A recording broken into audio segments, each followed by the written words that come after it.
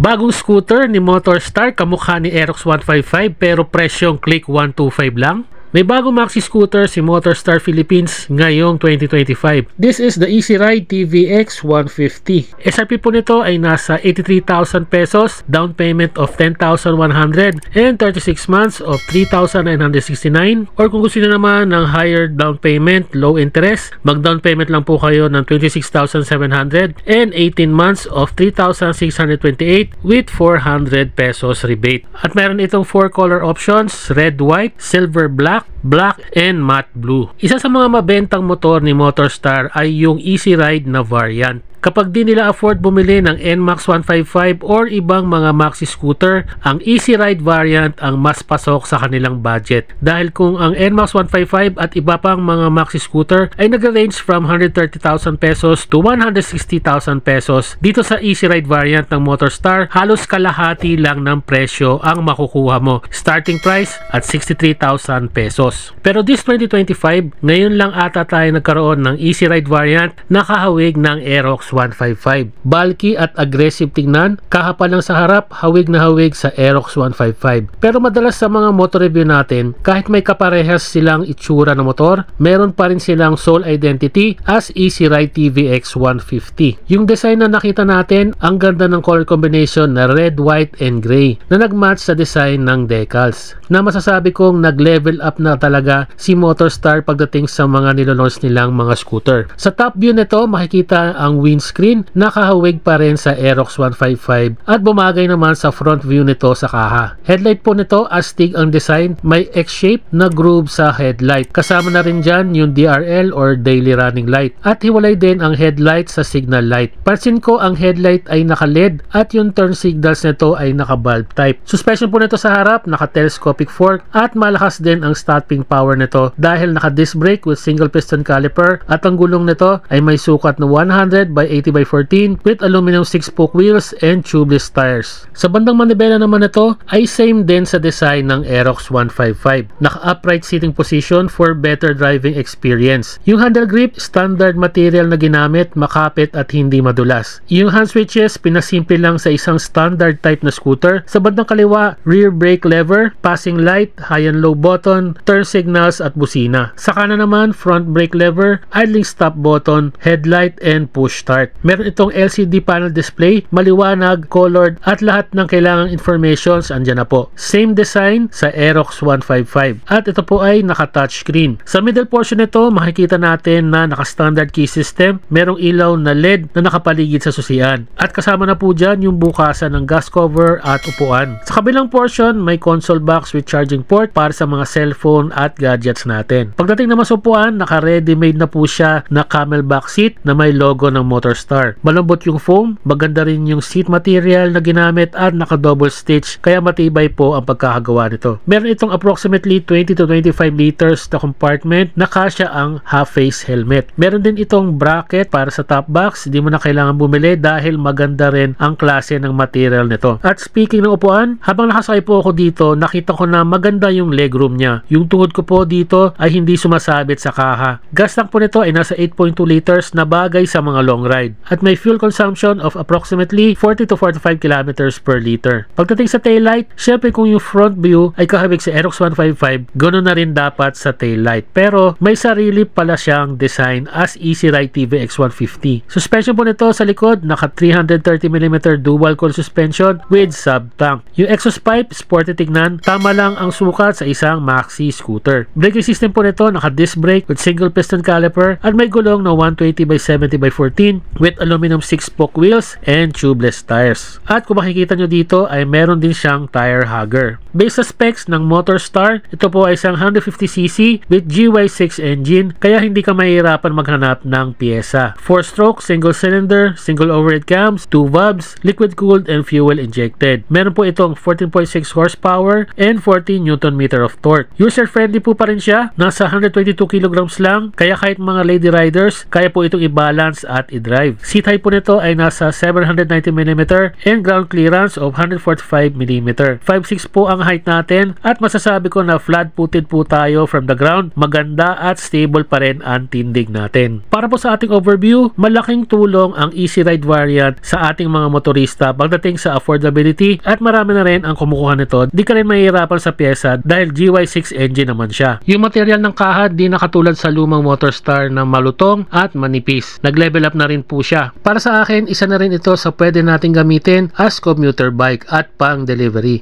Para sa mga requirements, ito po siya. Maraming salamat po at sinamahan niyo po kami dito sa Motorstar Caloocan Branch, number 304 3rd Street, corner 10 Avenue, Grace Park, Caloocan. With contact numbers 0922-817-5851. Para sa mga updates ng ating motor review, please follow us on our Facebook page, Facebook Reels, YouTube Shorts, and YouTube channel, BaseBoys.ph. Please like and share ang ating mga motor reviews para mabigyan natin ng detalyado at kumpletong information ang ating mga moto viewers para makapili sila ng kanilang dream bike. Maraming salamat po sa inyong pagtangkilik at pagsuporta. Ride safe, Rat Rat Nation!